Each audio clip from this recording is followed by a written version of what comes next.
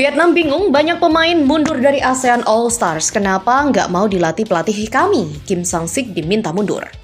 Kepanasan ya, Piala Dunia U17 2025, Vietnam doakan Indonesia masuk grup maut. Sandy Walsh, Yokohama F, Marinos, dan juga teguran keras semesta melalui Al-Nassr. Yuk simak selengkapnya sebagai berikut.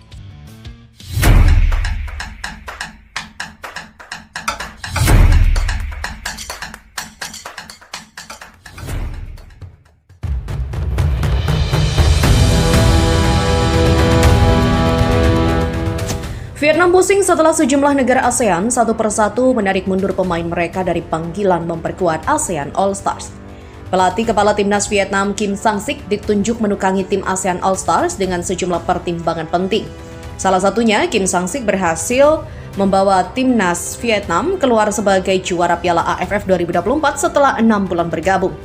Meski begitu, daya tarik Kim Sang-sik dianggap kurang mampu membuat para pemain bertahan di skuad ASEAN All Star. Hal ini menjadi pertanyaan besar publik Vietnam. Mengapa banyak pemain mundur dari skuad ASEAN? Khususnya para pemain dari negara-negara Asia Tenggara dengan level sepak bola yang bisa dikatakan sudah maju. Mengapa sejumlah bintang menolak bergabung dengan pelatih Kim Sang-sik melawan Manchester United? Thailand, Indonesia, dan Malaysia satu persatu menarik pemain bintang mereka dari panggilan ASEAN All Stars. Tulis Dantri.com. Vietnam sebenarnya menyadari jika laga melawan Manchester United hanyalah mengejar komersialitas, sehingga sulit untuk bisa mendapatkan keuntungan segi profesionalitas dari pertandingan itu.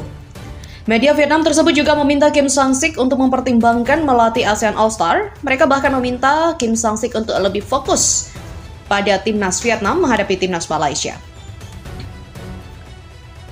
Daripada pusing memikirkan skuad ASEAN All-Star yang semakin tidak jelas, mengapa Kim Sang-sik tidak fokus saja pada tim Vietnam, tambah media Vietnam tersebut.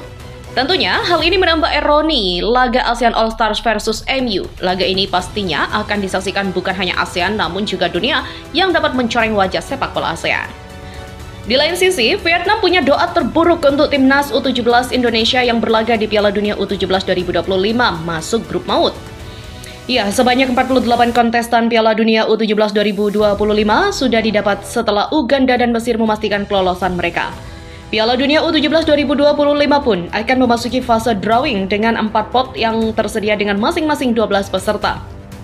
Timnas U17 Indonesia masuk dalam pot 3 dan menjadi unggulan ketiga dari pot tersebut, tempat yang cukup menyulitkan. Ya, Indonesia di bawah Costa Rica dan Tajikistan, tetapi mampu berada di atas negara-negara seperti Panama, Korea Utara, Kanada, hingga Afrika Selatan. Lawan kuat Indonesia pun jelas berasal dari pot 1 dan 2 yang berisi negara-negara langganan Piala Dunia.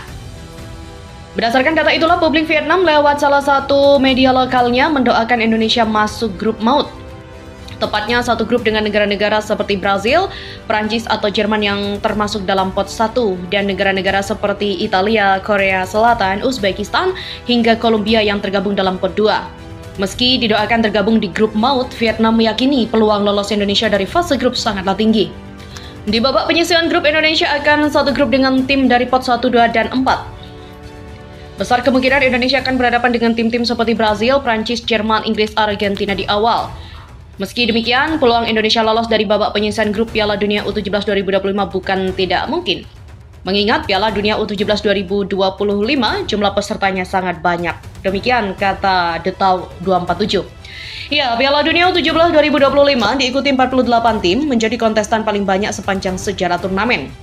Nantinya setiap grup akan mengirim 2 wakil ke fase gugur ditambah 1 peringkat ketiga terbaik. Keyakinan publik Vietnam terhadap Indonesia bukan tanpa alasan. Mereka melihat riwayat bermain di Piala Asia U17 2025, di mana Indonesia mampu menyapu bersih 3 laga fase grup dengan kemenangan meski berakhir di bantai Korea Utara.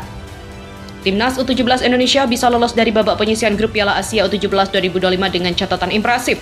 Namun harus terhenti di babak keempat perempat final usai menelan kekalahan telak 0-6 dari Korea Utara. Timnas U17 Indonesia harus mempersiapkan diri dengan matang jika ingin membuat kejutan di turnamen ini. Tentu, menarik dinantikan kejutan apa yang akan diberikan timnas Indonesia U17 di Piala Dunia nanti. Sementara nasib kurang beruntung kembali didapatkan oleh klub Sandy Wells Yokohama F. Marinos yang berlaga di babak perempat final kompetisi Asian Champions League Elite musim 2024-2025 melawan Al Nassr. Grup asal Jepang tersebut dipermak habis oleh sang lawan. Dilansir laman AFC, pada pertandingannya berlangsung di Prince Abdullah Al Faisal Stadium Jeddah, Arab Saudi itu, satu dari dua wakil Jepang yang masih tersisa di babak 8 besar itu dibantai dengan skor cukup telak 1-4. Dari laman yang sama diinformasikan 4 gol yang membawa Al Nassr melaju ke partai 4 besar kompetisi antar klub level tertinggi di benua Asia ini diciptakan oleh Duran Palacio di menit ke-27 dan 49. Kemudian Sadio Mane pada menit ke-31 dan 1 gol lainnya dari sang mega bintang asal Portugal Cristiano Ronaldo pada menit ke-38. Satu-satunya gol balasan Yokohama pada pertandingan tersebut diciptakan oleh Watanabe ketika pertandingan berjalan 53 menit. Kekalahan telak yang didapatkan oleh Yokohama F. Marinos ini sedikit banyak turut memvalidasi keraposnya lini pertahanan tim asal ibu kota prefektur Kanagawa tersebut, sekaligus sebagai sebuah teguran keras terhadap tak dimainkannya Sandy Wells oleh sang pelatih. Pasalnya, meskipun setiap kali mendapatkan kesempatan, Sandy Wells selalu memberikan penampilan terbaik dan nyaris tak pernah berbuat kesalahan. Namun mantan pemain Kevin McClellan tersebut seolah selalu ditepikan oleh sang pelatih dari skuad. Padahal, jika kita melihat track record Sandy Wells saat bermain bersama Yokohama, pemain berusia 30 tahun itu sangat minim kesalahan. Bahkan, dalam 3 pertandingan sebelumnya di pentas ACL Elite, Sandy selalu bermain apik dan membawa kemenangan untuk timnya.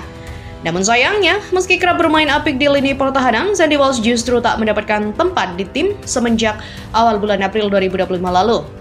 Setelah 5 pertandingan berturut-turut hanya menjadi penghangat bangku cadangan di pentas Liga Jepang, Sandy juga untuk kali pertama tak mendapatkan waktu bermain di pentas ACL Elite setelah di 3 laga sebelumnya selalu menjadi pemain yang tak tergantikan. Berdasarkan data match report dari laman transfermarket.com, pada pertandingan melawan Al Nassr itu, pelatih Patrick Kisnorobo memainkan kuartet Katsunaya Nagato, Thomas Deng, Kosei Suwama dan juga kapten tim Ken Matsubara untuk mengisi lini pertahanan. Namun selama pertandingan berjalan, keempat pemain belakang ini tak mampu menunjukkan permainan terbaiknya, dan menurut laman SofaScore, tak ada satupun dari keempat pemain tersebut yang mendapatkan rating di angka 6. Tak dimainkannya Sandy Wells di laga 8 besar ACL Elite kali ini, dan kekalahan telak klub Jepang atas wakil Arab Saudi di kompetisi tersebut memang seolah memberikan sebuah teguran keras terhadap mereka. Bagaimana tidak, ketika Sandy bermain di 3 laga ACL Elite sebelumnya, Yokohama selalu berhasil mengamankan kemenangan dan melaju ke partai berikutnya. Namun, ketika Sandy tak berada dalam tim pada pertandingan kali ini, Yokohama harus menelan kekalahan telak yang sekaligus menghentikan laga dari kompetisi ini. Mungkin sudah waktunya bagi Yokohama F. Marinos untuk berpikir ulang terkait keputusannya menepikan Sandy Wells. Karena jika dilihat dari kualitas yang dimiliki, tentu saja Sandy berhak untuk mendapatkan waktu dan kesempatan bermain yang jauh lebih banyak daripada belakangan ini. Dan yang lebih penting lagi adalah pengalaman Sandy saat bermain di kompetisi Eropa berpotensi untuk membawa perubahan signifikan terhadap kinerja lini pertahanan Yokohama di pertandingan-pertandingan yang dijalani.